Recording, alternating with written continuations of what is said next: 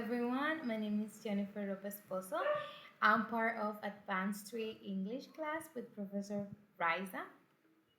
In today's video, we're going to be discussing about Unit 1, which is about the internet and other addictions. We're going to be discussing two different things. The first one is an analogy from an author called Anne Lamott, which says getting all of one's addiction under control is a little like putting an octopus to bed. Do you agree with her? Why or why not? I do agree with her. I do agree with the author.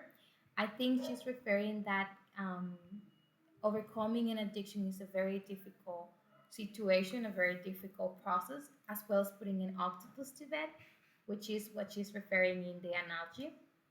I think she's saying this because just imagine putting an octopus to bed. You put an arm and another two just pop off.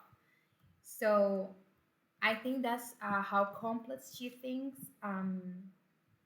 getting one's addiction under control is. That's the reason why I believe um, I agree with her because overcoming an addiction is a very challenging and chaotic situation. Of course, there are different levels of addiction and different kinds of addiction. However, they are all challenging and they can affect directly our mental health. And besides all the damage that it can do to our brain, for example, with drug addiction, alcohol addiction, it can also affect the physical health because eventually someone that has an addiction stop taking care of themselves and their body can also be affected. It is very easy to get an addiction. That's the reason why we should be very careful with the things that we do on our daily basis and as well very conscious about them because something as simple as trying to lose weight can become an addiction and eventually involve in an eating disorder which can affect general health. I would also like to say that overcoming an addiction is something that requires a lot of strength and that someone who has just started that journey has a lot of willpower. It requires a lot of willpower just to start that journey. Okay, in the second part of this video, we're going to discuss about cartoon. I'm going to read it now. Hopefully, I'll be able to put it over here. It's about a man who is seated in front of a computer and he has a test. It says, I'm a computer addict, a cyberspace junkie. It's ruining my social life, my job, my health. I've got to do something. I got to go get help. Maybe there is an online support group. Okay. Ooh. So basically, in the cartoon, there is this man who is in front of a computer.